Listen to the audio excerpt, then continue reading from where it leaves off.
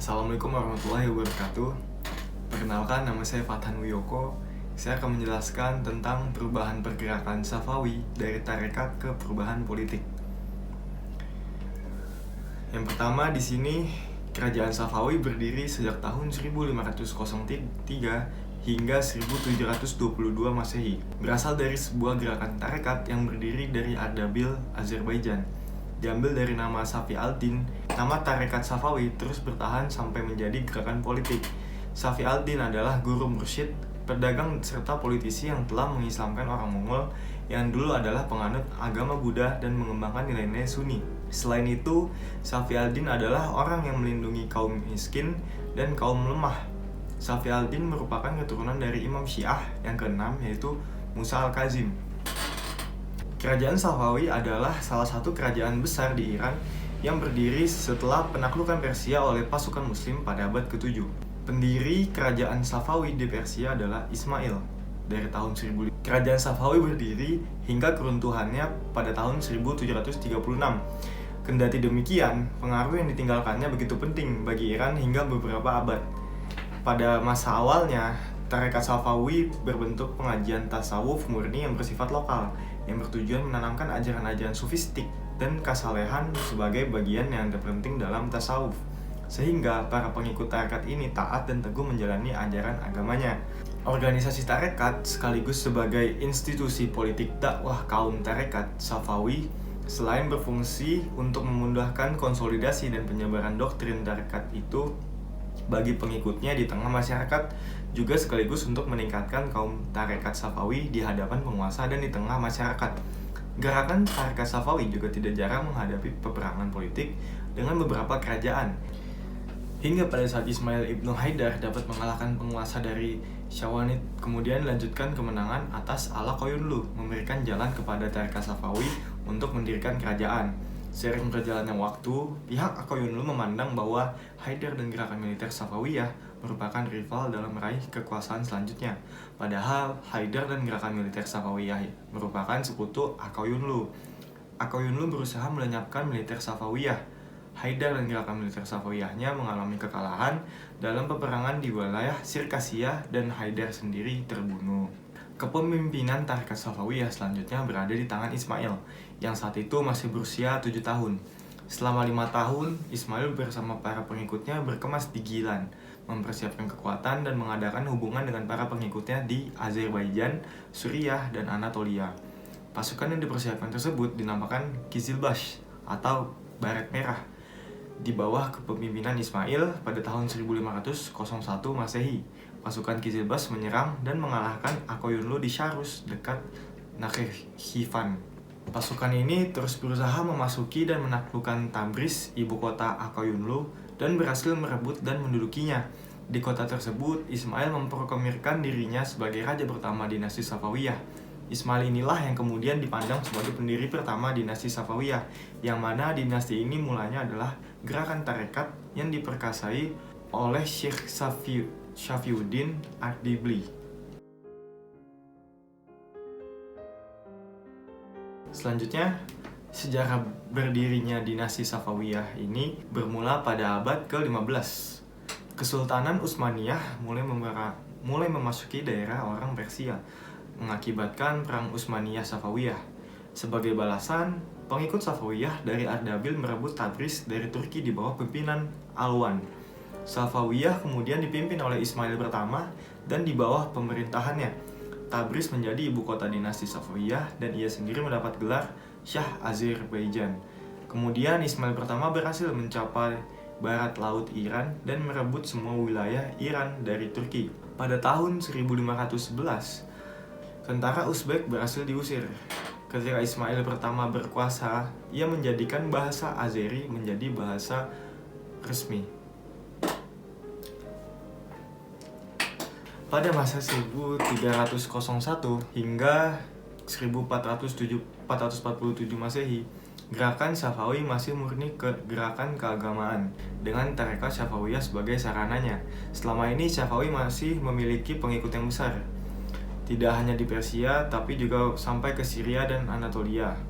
Mayoritas pengikutnya adalah suku-suku Turki yang masih semi-nomad yang dikenal dengan sebutan Turkman, yaitu diantaranya suku Ustajlu, Rumlu, Syamlu, Dulgadir, Takalu, Asfar, dan Kojar. Pada fase pertama ini, gerakan Safawiyah tidak mencampuri masalah politik sehingga ia berjalan dengan aman dan lancar, baik pada masa Ikhwan maupun pada masa penjarahan Timur Leng. Dalam konstelasi politik yang paling suram itu, dapat dimengerti mengapa kehidupan tarekat Sufi dapat tumbuh subur dan mendapati simpati masyarakat banyak. Umat umumnya hidup dalam suasana apatis dan pasrah melihat anarki politik yang bercamuk. Hanya dengan kehidupan keagamaan lewat Sufisme, mereka mendapat kekuatan mental. Hanya lewat persaudaraan tarekat, mereka merasa aman dalam menjalani persaudaraan antar muslim. Selama fase pertama ini, gerakan Safawi mempunyai dua warna. Yang pertama, bernuansa Sunni, itu pada masa pimpinan Syafi ad-Din Ishaq pada tahun 1301 hingga 344 Masehi, dan anaknya Syaraduddin Musa dari tahun 1344 hingga 1399 Masehi. Yang kedua, berubah menjadi Syiah pada masa pimpinan Khawaja Ali, anak Syaraduddin, dari tahun 1399 hingga 1427 Masehi. Perubahan tersebut tampaknya wajar saja terjadi karena di samping alasan yang sudah disebutkan, juga ada kemungkinan bertambahnya pengikut Safawiyah di kalangan Syiah, sehingga kepemimpinannya berusaha menyesuaikan diri dengan aliran mayoritas pendukungnya. Nah, di tarekat Safawiyah ini, cikal bakal kerajaan Safawi berasal dari tradisi tarekat. Bagaimana tradisi tarekat mampu melahirkan sebuah dinasti besar seperti Safawi? Istilah Safawi dinisbahkan kepada tarekat Safawiyah yang didirikan oleh Syekh Safiuddin Ishaq di Ardabil, barat laut Iran. Dalam periode dinasti Iran antara abad ke-7 hingga 8 Hijriah, Syekh Safiuddin selain sebagai seorang guru tarekat juga sebagai pedagang dan politisi. Karena bidang politik bukanlah perhatian utamanya, ia lebih tertarik menjadi pelindung bagi kaum miskin dan kalangan yang lemah. Selain itu, ia memiliki misi mengislamkan orang Mongol. Ia sendiri adalah seorang Sunni. Popularitas Syekh Safiuddin tidak terbatas hanya di wilayah Ardabil. Jaring para murid dan wakilnya dari wilayah Oksus sampai Teluk Persia dan dari wilayah Kaukasus hingga Mesir. Gerakan politik tarekat Safawiyah pada masa kepemimpinan Syekh Junaid menggunakan alasan jihad untuk melawan orang Georgia dan Kaukasus di hadapan pada kenyataan bahwa gerakan tersebut telah memasuki wilayah Kaukasus Utara. Sepeninggal Syekh Junaid, kedudukannya digantikan oleh anaknya Haidar yang baru lahir beberapa minggu menjelang Syekh Junaid wafat. Haidar dibesarkan di lingkungan istana pamannya, Uzun Hasan, seorang raja Alak Koyunlu yang berhasil menguasai Irak dan Azerbaijan. Sekitar umur 10 tahun, Haidar telah menetap di Ardabil, tempat kelahiran dan pusat perkembangan tarekat Safawiyah. Di tempat itulah Haidar perlahan mengorganisasi kekuatan dengan memanfaatkan pola karismatik pemimpinan ayahnya yang telah dianggap sebagai Tuhan oleh para pengikutnya yang fanatik dan ekstrim. Atas dasar inilah, Haidar dianggap oleh pengikutnya sebagai anak Tuhan. Untuk meneruskan kepemimpinannya dan ambisi ayahnya, ia lebih jauh mengorganisasi kekuatan pengikutnya yang fanatik menjadi tentara agama yang dikenal dengan sebutan Kizilbash. Di samping itu, Haidar tetap merupakan ancaman bagi kerajaan Alak Koyunlu. Atas dasar itulah, ketika kali ketiga Haidar melakukan serangan ke Kaukasus Utara pada tahun 1488 Masehi, ia dihadang oleh Yakub dan Faruk Yasar di Shirwanid. Dalam pertempuran tersebut, ia menemui ajalnya. Kemudian anak-anak dari Haidar diasingkan ke Fars dan baru kembali ke Ardabil ketika Alak Koyunlu mengalami kemelut politik internal akibat dari perebutan kekuasaan. Pada masa 1447 hingga 1501 Masehi, gerakan Safawi memasuki tahap atau fase kedua, yaitu sebagai gerakan politik yang dipimpin oleh Junaid bin Ali. Junaid bin Ali mengubah gerakan politik revolusioner dengan tarekat Safawiyah sebagai sarananya. Dengan demikian, Safawi mulai terlibat dalam politik dengan kekuatan politik lain yang ada di Persia saat itu. Ada dua buah kerajaan Turki yang saat itu berkuasa, Karakoyunlu atau domba hitam yang berkuasa di bagian timur, dan Akkoyunlu atau domba putih yang berkuasa di bagian barat. Yang pertama beraliran Syiah, sedangkan yang kedua beraliran Sunni. Disebabkan kegiatan politiknya, Junaid, pemimpin Safawi, meninggalkan Ardabil karena mendapat tekanan dari raja kerajaan Karakoyunlu yang berkuasa di daerah itu. Ia kemudian meminta suaka politik kepada Raja Akkoyunlu sekaligus mengadakan aliansi untuk bersama-sama menghadapi Karakoyunlu. Perubahan Safawi dari gerakan keagamaan ke gerakan politik cukup menarik karena sebagai tarekat sufi yang lebih bersifat ukhrawi kemudian menjadi duniawi. Faktor utama yang menyebabkan adanya perubahan tersebut adalah ada pada ajaran tarekat itu sendiri, yaitu berhubungan antara pemimpin tarekat dengan pengikut-pengikutnya. Pemimpin tarekat yang disebut mursyid mempunyai wakil atau khalifah di daerah-daerah tertentu tempat pengikut-pengikutnya yang berada. Anggota tarekat harus tunduk secara mutlak kepada mursyid dan khalifah itu, sehingga ada semacam hierarki spiritual dalam tarekat Safawi. Pemimpin tarekat yang meninggal dunia selalu digantikan oleh anaknya seperti kepemimpinan dinasti. Ini menjadi modal dasar untuk mendorong perubahan tersebut. Jika sang pemimpin seperti Junaid memiliki ambisi politik, para pengikutnya dapat disulap menjadi tentara yang fanatik dan mendukung ambisi politik pemimpinnya. Selama dalam suaka Akkoyunlu, baik Junaid maupun Haidar telah melakukan kegiatan politik. Pada 1459 Masehi, Junaid berusaha menyerang Ardabil tetapi gagal. Kegagalan yang sama dialami pula ketika menyerang daerah utara yang didiami orang-orang Kristen Georgia dan Circassia. Ia sendiri meninggal terbunuh penguasa daerah Sirwan yang dilaluinya pada 1460 Masehi. Haidar pun mengikuti jejak ayahnya. Ia mencoba menyerang daerah-daerah Kristen di utara tetapi gagal. Setelah Akkoyunlu menumbangkan Karakoyunlu pada 1467 Masehi, aliansi Safawi dengan Akkoyunlu menjadi guncang. Akkoyunlu menganggap Safawi sebagai kekuatan politik yang sangat membahayakan kelestarian kekuasaannya di Persia. Ali bin Haidar yang menggantikan kekuasaan ayahnya sebagai pemimpin Safawi ditangkap Yakub, Raja Akkoyunlu, lalu dibuang ke Fars bersama ibu dan 2 orang saudaranya, Ibrahim dan Ismail, secara 4,5 tahun. Peninggal Ismail pertama, sering terjadi peperangan antara kerajaan Utsmani, sekaligus terjadi kemerosotan yang diakibatkan perpecahan dalam kerajaan. Keadaan ini berlarut hingga raja yang keempat. Kondisi yang memprihatinkan ini baru dapat diatasi pada saat raja kelima, yaitu Abbas pertama.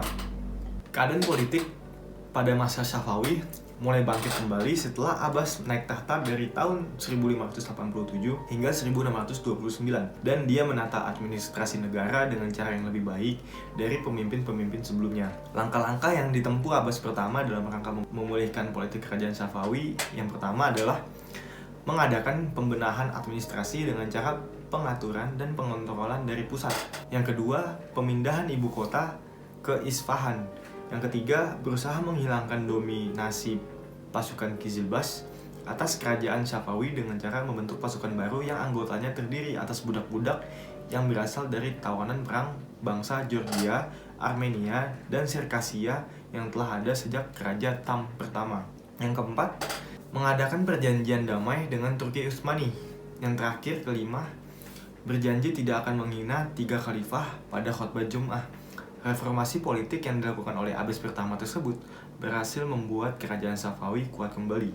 Setelah itu, Abbas pertama mulai memusatkan perhatiannya merebut kembali wilayah-wilayah kekuasaannya yang hilang. Pada tahun 1902 Masehi, percayalah perang Turki dengan Austria dan tentara Turki yang lain itu terpaksa pergi memadamkan pemberontakan kaum tarekat Jahiliyah atau Mualawiyah di Asia Kecil. Kesempatan ini diambil oleh Syekh Abbas dan berhasil merebut kembali Tibris dari tangan Turki. Setelah itu dirampas juga Sirwan dan akibatnya diambilnya Baghdad kembali yang sudah berkali-kali jatuh di tangan Turki. Kemudian ia sanggup menaklukkan negeri Kaukasus dan diperkuatnya di batas-batas kekuasaan sampai ke Balak dan Mervi pada bulan Maret 1602 Masehi. Ia dapat pula merampas Pulau Hormuz yang telah sekian lama menjadi pangkalan kekuatan bangsa Portugis, sedangkan Nakhchivan, Erivan, Ganja dan Tiflis dapat dikuasai tahun 1605 hingga 1906. Silsilah masa kerajaan Safawi sebelum terbentuk menjadi kekuasaan kerajaan yaitu ada Safi ad-Din, Sadar al-Din Musa, Khawaja Ali, Ibrahim, Junaid, Haidar, dan Ali.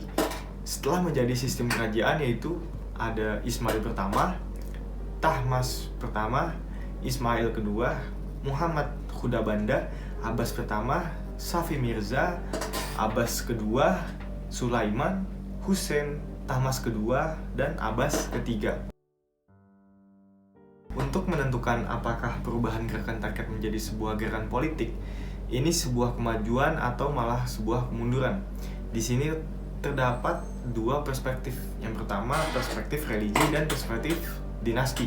Dari dalam perspektif religi dan kerohanian, berganti gerakan keagamaan yaitu tarekat menjadi sebuah gerakan politik adalah sebuah kemunduran atau deklinasi. Karena yang asalnya sebuah gerakan untuk menuju kesucian jiwa demi mendekatkan diri kepada Allah berupa dan tercampur dengan urusan duniawi yang kotor dan dapat menjauhkan diri kepada Allah. Yang kedua, perspektif dinasti. Berbeda dengan perspektif agama, dalam perspektif dinasti atau kenegaraan ini adalah prestasi yang gemilang dan memajukan dinasti Syafawi itu sendiri atau kulminasi. Dengan perubahan tersebut, dinasti Syafawi dapat berkembang dan memperluas wilayahnya. Hal ini bisa dilihat dengan adanya kemajuan-kemajuan di berbagai bidang. Jadi yang dapat disimpulkan dari permasalahan ini yaitu perubahan Syafawi dari gerakan keagamaan ke gerakan politik cukup menarik karena sebagai tarekat sufi yang lebih bersifat ukhrawi kemudian menjadi dunia atau profan. Faktor utama yang menyebabkan adanya perubahan tersebut adalah ada pada ajaran tarekat itu sendiri, yaitu hubungan antara pemimpin tarekat dengan pengikut-pengikutnya. Dalam perspektif religi dan kerohanian, berganti gerakan keagamaan yaitu tarekat menjadi sebuah gerakan politik adalah sebuah kemunduran atau tadi yang disebut dengan deklinasi. Karena yang asalnya berubah gerakan untuk menuju kesucian jiwa demi mendekatkan diri kepada Allah berubah menjadi tercampur dengan urusan duniawi yang kotor dan dapat menjauhkan diri kepada Allah. Berbeda dengan perspektif agama, dalam perspektif dinasti yang tadi sudah dijelaskan, dalam perspektif kenegaraan ini adalah sebuah prestasi yang gemilang dan memajukan dinasti Syafawi. Tetapi minusnya yaitu sebuah kemunduran dari dalam perspektif agama. Kiranya cukup sekian yang bisa saya sampaikan. Kurang lebihnya saya mohon maaf. Wabillahi taufiq wal hidayah. Wassalamualaikum warahmatullahi wabarakatuh.